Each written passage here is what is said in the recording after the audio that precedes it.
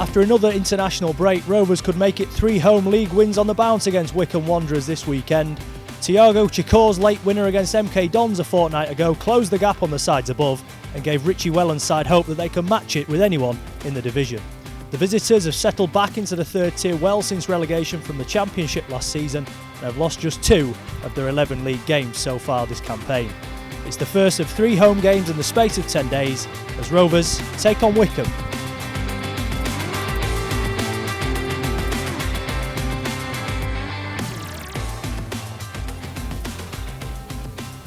Hello, welcome back. It's good to have you with us as we preview this weekend's game against Wycombe Wanderers in Sky Bet League One. Joining me on the show, editor of the Free Press Liam Hoden, returning after a few weeks away, and Rovers midfielder Ben Close. Ben, welcome to the show. A big game this weekend, a chance to put some more points on the board.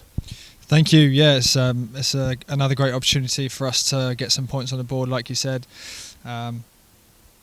Obviously, both of our wins in the league have come at home, so we see Saturday as another opportunity to get 3 points. Liam, back with us this evening, a few weeks away on paternity leave. How are things back at home, first of all? All right, a few sleepless nights, but getting there, and good to get back to the keep up. And you made your return for that game against MK Dons as well. A nice return, I imagine. Certainly was. Plenty of joy late on with that late winner, but yeah, good to see Rovers get another win. Good stuff. Before we get to it then, let's take a look at what's coming up on the show tonight.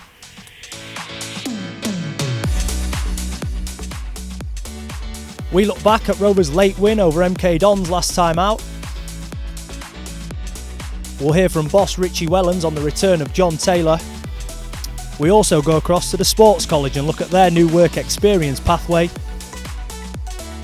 And we have the latest away fans feature as Aaron Challoner chats to Wycombe fan Johnny about the Chairboys' impressive form.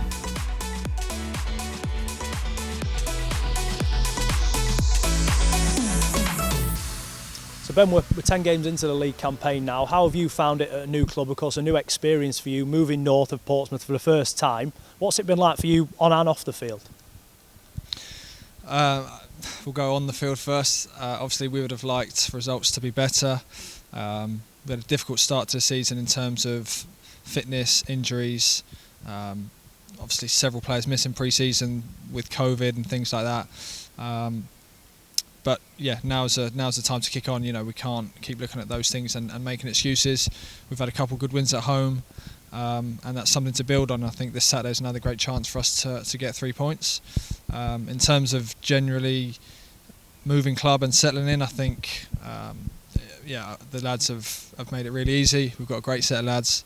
I've enjoyed training, enjoyed spending time with lads off the field as well, and I think once we start getting better results more regularly, then obviously life will be more enjoyable.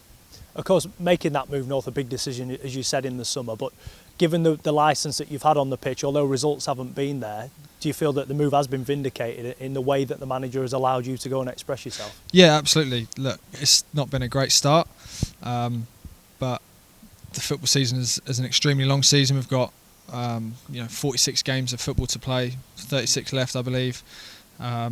And it's not going to be a quick fix. You know, we had a lot of players coming in and leaving the club this summer. As disappointing as the start has been, I do fully believe that we can turn it around and we've got the players to do so. It's just about actually going and doing it now. I suppose the one thing that's been said about the midfielders that the manager has brought in, you're all very good technically, aren't you? And I suppose the other side of the job then, that physicality, is something that you're all having to sort of muck in and do your bit at times. Yeah, I do feel we've got a blend of both, but I think all of us, midfielders and players in other positions as well, have got to be better at everything. Yeah, you say we've got technical midfielders. At times we haven't been as good technically as we need to be. Other times we haven't been as good as we need to be physically. So we're always working to improve. We're always watching the games back and learning from them and taking that into the next game. Yeah, Rovers' second victory of the league campaign came here against MK Dons 2 weeks ago then, and let's take a look at the best bits from that one.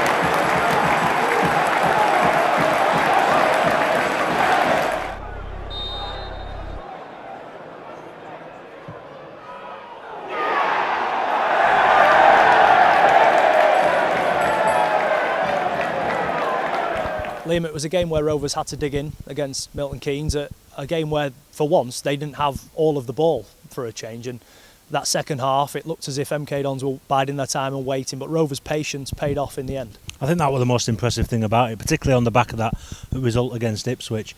The manner in which Rovers kind of stood up to that pressure, particularly in the second half. I think I'm sure there have been a few people thinking, "Oh, it's coming," and MK Dons going in front, but fantastic composure, sort of maturity and discipline to stay strong, limit MK Dons to very little in front of goal, and then grab that winner themselves. It was great to see.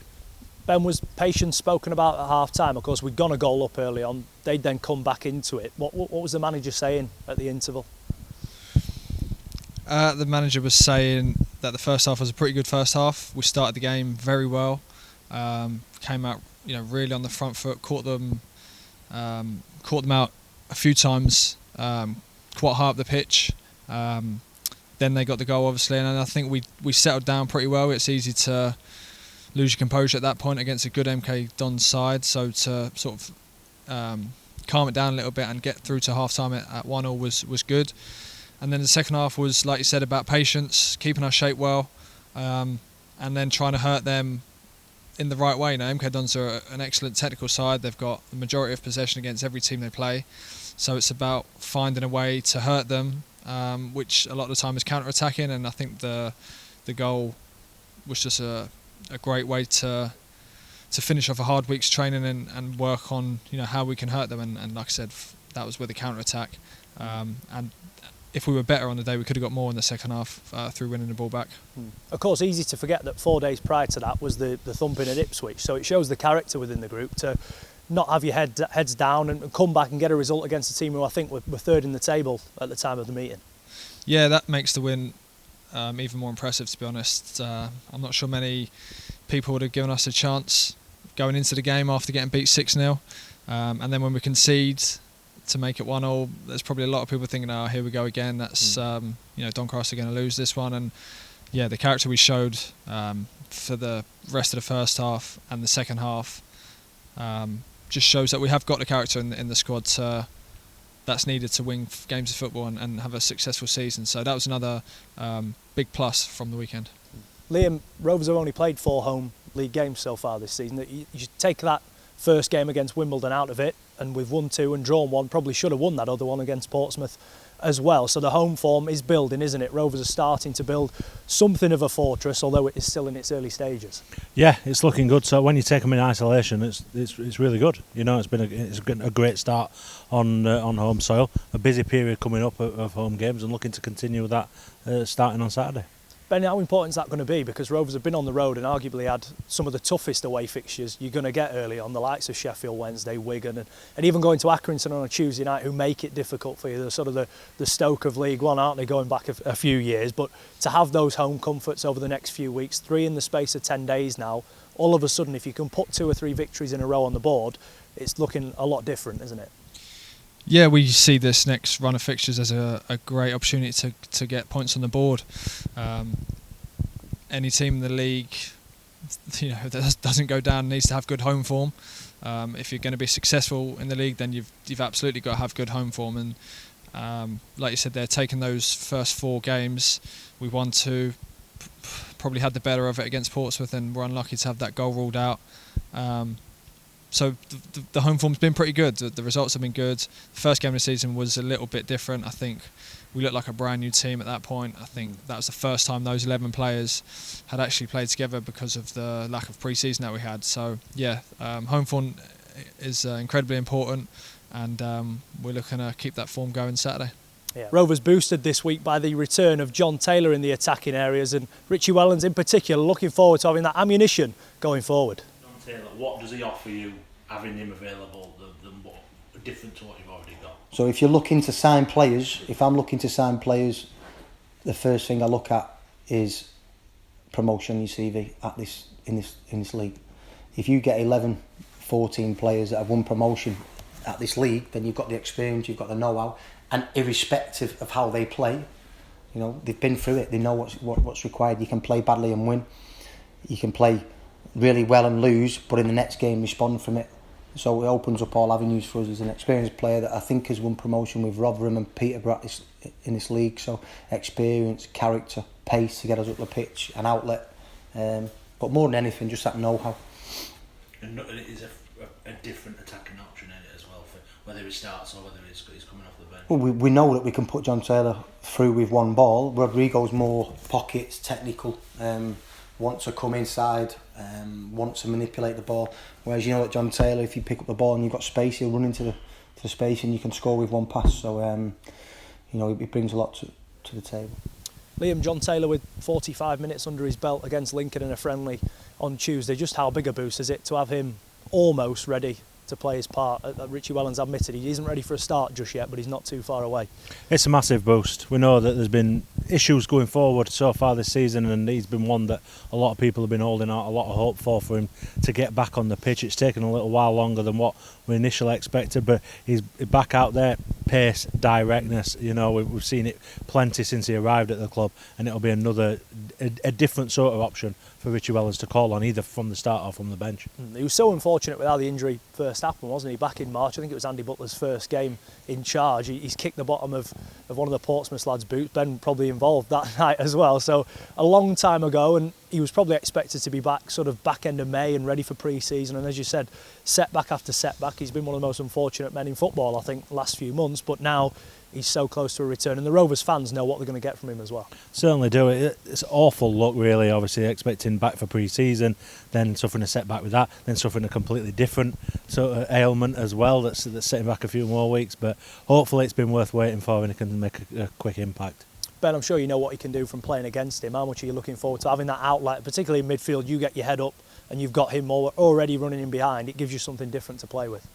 Yeah, very excited to see the return of Tails. I think from playing against him in the past, he's an excellent player, extremely dynamic, not someone you want to defend against. So to have him, on my side now is really exciting.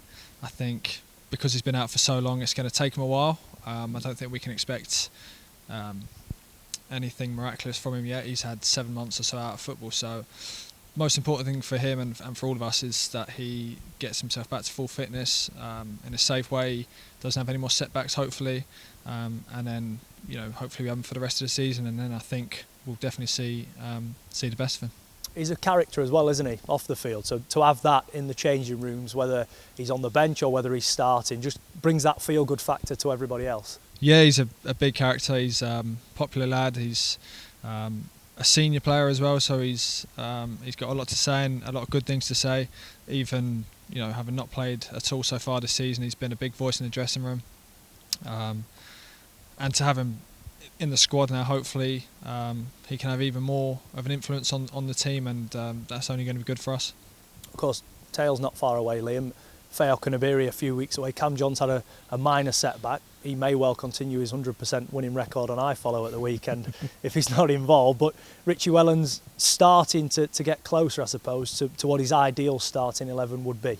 Yeah, and he spoke about it in the pre-match, just being the opportunity coming around where he can name the same 11 in consecutive games. He spoke as well about being able to plan ahead and think, I can use this player for this many minutes in this game, and then for the next game I know what I can use him for, where he's not been able to. It's been one game and then probably same 11, same players involved again, and having to push them. This gives him so much more sort of flexibility in his selection and preparing for each game coming up. Easy to forget that John, Okunabiri and Taylor were three crucial parts of a Rovers team that were towards the automatic promotion places in the first half of the last campaign. Yeah, big players, and we've seen how well Cameron John started has performed since he's come in. It's really unfortunate for him that he's had this setback as well, because he has been doing really well, and I'm sure he's got a big part to play this season, as have the others that you mentioned. Yeah, let's take a quick look across Club Doncaster now and how the Sports College Work Experience project hopes to get more youngsters involved in elite sport.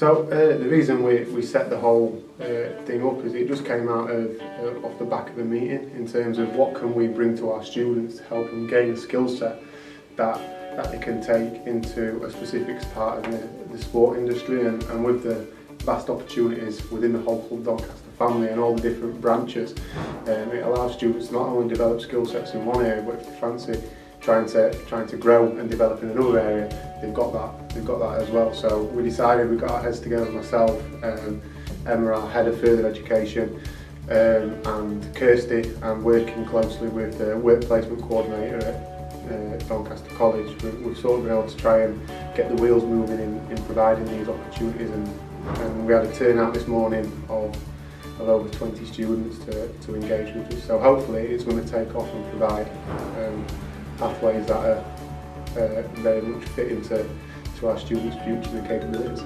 So right from our owners and board of directors through to our CEO, it's always been a very important thread of Club Doncaster to be able to give local opportunities and empower local young people and adults to be able to retrain and work in elite sport, but also to work in the community as well. So whilst it's been kind of informal with our Club Doncaster Sports College, we're really excited to be able to launch this year in terms of being able to really formalise placements in line with the new education structure, and to really give opportunities that money can't buy really, and we're not able to offer kind of with any educational establishment, to be able to branch out, whether that be from an analysis point of view or the elite sport, but also right down to our schools and communities, and hopefully upskill local people to be able to be empowered to apply for jobs in football.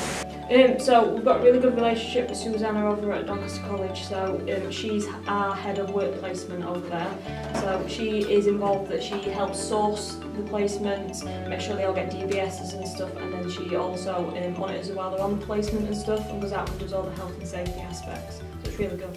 We're supporting Restart a Heart Day this weekend. The Yorkshire Ambulance Service will be on site to teach you how to complete this life-saving first aid. Why don't you learn CPR so one day you can save a life? We are supporting a Restart Heart campaign to encourage as many people possible to learn CPR. It is vital to know what to do when you find someone who has collapsed. First check for response by gently shaking the patient's shoulders. And shouting, "Can you hear me?" If you don't get a response and the patient doesn't appear to be breathing, they're in cardiac arrest. Call 999 and make sure an ambulance is on its way. If there is someone else around, ask them to get a defibrillator. Next, you need to start hands-only CPR. You do this by kneeling next to the patient. You put the heel of your palm on the centre of their chest. Place the other hand on top of your first hand. With straight arms, use your body weight to push the chest down between 5 and 6 centimetres. Do this at a rate of 2 per second. Use the beats of staying alive to get the correct rate. Keep going until the ambulance arrives. All the patients show signs of regaining consciousness. Ben, of course, a big initiative this weekend, a Restart a Heart campaign, especially with what we saw in the summer with Christian Eriksen and the trauma that caused not only himself but his teammates on the pitch as well. How reassuring is it that more and more people are picking up the skills to, if anything was to happen, they know what to do? Yeah, it is an extremely important matter. I think it is reassuring knowing that more people would know what to do. Obviously the scenes in the summer were extremely sad and worrying. And if it wasn't for the personnel on the day, then we might have had a different outcome. So thankfully that was sorted due to the people that were able to do it, and yeah, it's incredibly important that we get more people able to do that as well. Liam, it's a big topic always, stretching back to as far as sort of Fabrice Muamba and that era. So if people are getting involved at the weekend, it can only be a positive thing.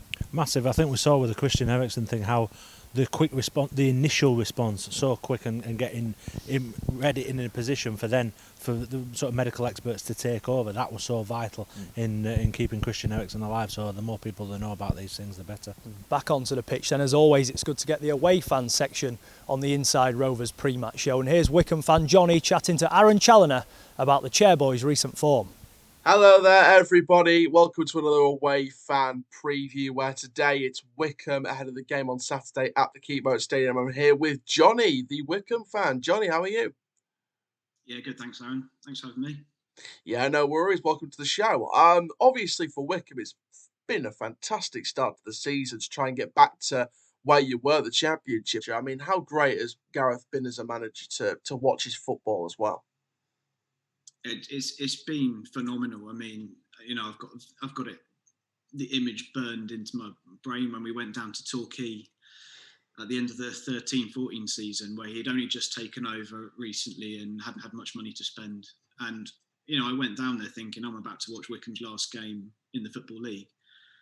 To go from that to the Championship within, we're talking 7 years, is extraordinary. And I know he's not everyone's cup of tea, but for Wycombe fans, the way it's not just kind of what he's done on the pitch. It's the complete culture change at the club from, you know, the bottom to the top. He's kind of been the catalyst for this whole improvement at the club from you know, the top down. And it's just such a lovely time to be a Wycombe fan. You know, win or lose, there's a real togetherness, there's a real bond between the players and the fans and stuff, and I've never known anything like it in all my time as a Wycombe fan. It's fantastic, and the only bad thing about it is the more he keeps doing it, eventually, you know, someone's going to come calling for him. But yeah, we're enjoying him while we can. So going into your team statistics so far this season, then you've scored 18, you've conceded 12, you've assisted 14 in 11 matches, and you've got a 1.6 goals per game sort of ratio.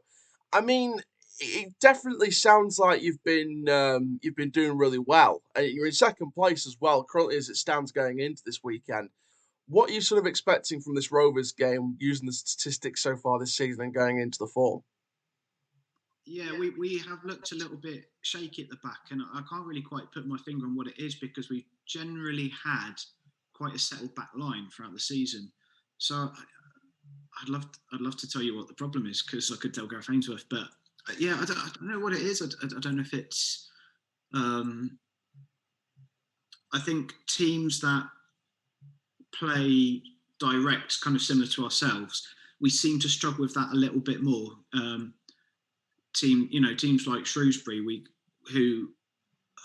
looked better than generally going forward, but then when they hit a long ball up our end, suddenly we just seem to struggle with it. Maybe we're lacking a bit of height in our back line. We certainly looked like we missed Ryan Tafazoli when he was out injured, so it could be that. And I mean, I know Doncaster have struggled for goals so far this season, but to be honest, I do fancy you to score at the weekend, because we're a little bit shaky, and not quite sure what the solution is really. Yeah, absolutely. And also for us on an injury front, John Taylor's going to be back in the squad. Cameron John, obviously not quite back yet, but John Taylor will be back in the matchday squad for this game. I mean, John Taylor's a really pacey player, and I think that's something, again, that's going to really affect your back line with the mistakes they've been making this season so far. Do you think you agree with that? Yeah, I'm trying to think if we've come up against a really pacey forward so far this season, because we play sort of three at the back and then with wing backs ahead of them, and the wing backs are fast, but the back three, they're not that pacey. I mean, you've got Joe Jacobson in there on the left hand side of the three, who's 34, I think, and he wasn't fast when he was in his 20s. So I think there is the potential we could kind of struggle if we come up against some pace. I feel like we haven't really had that so far this season, so that'll be an interesting test for them. And finally then, scoreline predictions. I've gone for a 2-1 win for us. What are you going to go for? I do think you're going to score, to be honest. And I think historically we've always struggled at the Keepmoat. I mean, I don't know if that really means anything, but it's one of those places where we never seem to get much. So I'm going to go. We're doing quite well for goals at the moment. So I'm going to go for a 2-2. Liam, when you look at where Wycombe have come from in the past couple of years or so, their starting 11 from last weekend now is so experienced, isn't it? You look at the likes of Sam Vokes up front, Scowen in midfield, Tafazoli at the back. The spine of the team has completely transformed over the past year or two. It's been incredible, even in the short space of time from the start of the season when they went up. Ultimately, when they went up, how much they've come along and progressed as a club, and the position that they find themselves in now, and the standing that they've got in League One. They're not expected to be down towards the bottom. They're expected to win promotion this season, and it's been an incredible transformation. It's part of a long and ongoing project that obviously over the last couple of years has just accelerated beyond where anybody expected. Ben, of course, the manager there has been there 9 years. I think he's the second longest serving manager in the country, and it shows, doesn't it? You have that patience. It doesn't matter whether you've got all the money in the world or a tight budget. If you stick with the same routine and keep getting those players in that he wants, eventually it's going to come good. Absolutely. I think most of the time success does take time in football. It doesn't happen overnight. It doesn't happen in a few months. You can only have a lot of admiration for Wycombe in how they've done it. I remember Portsmouth playing Wycombe, and Wycombe almost being a team happy to stay in League Two at the time. So for them to have done what they have in the last few years is incredible, and that shows, that's down to sticking with the manager. And the manager over time getting the players he wants, implementing the style he wants, and over the space of 3-4 years they've really strengthened the squad as well. So we know Saturday's going to be an incredibly tough game, but one we're fully focused on. We've worked hard for, and we'll obviously be looking to get 3 points. It was Rovers' last home game before lockdown, that win against Wycombe. The season they ended up going up through the playoffs, wasn't it? It's tended to be that Rovers have had a good run against them here, not so much at Adams Park, but with Wycombe you know what you're going to get, that physicality. Of course, the threat of Akinfenwa, who 9 times out of 10 will come off the bench these days, but knowing that he's there waiting in case they need him is sort of, I suppose, in centre-halves' minds throughout the game. Yeah, there's been some horrible days down at Adams Park, and Akinfenwa being involved in those. But yeah, like I say, it's been a bit better here. Hopefully there's a bit of space to play in, and Rovers can get on the ball and cause them some damage. But yeah, you know you're in for a bit of bombardment, whether that's coming from wide areas or set pieces that they've always been strong at, and Rovers have come across in those on a couple of occasions in the past as well. Very, very tough, and obviously that added quality and experience that they've got now only makes it even tougher. Yeah, Ben, the manager said earlier on that although you expect Wycombe to be physical, you have to match them in terms of what they offer, but also be aware of your technical abilities as well. And I suppose, especially in midfield, knowing when to drop off bodies and create angles and do different things to move them about when they probably don't want it.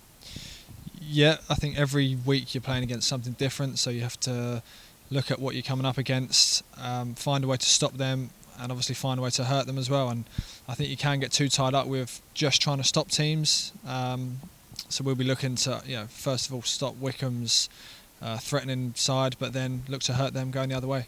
I won't push you for a specific score prediction, but what represents a good afternoon for Doncaster Rovers on Saturday? A good afternoon would be to get 3 points, and on top of that, a good performance as well. Liam, how do you see it going? You know me, I'm always quite positive, and I think I want to be on this occasion. I'm going to go with my old favourite 2-1. Ben, Liam, thank you for your company. Thank you at home for watching on as well. Come down on Saturday afternoon and support the lads in search of another 3 points as Rovers take on Wycombe.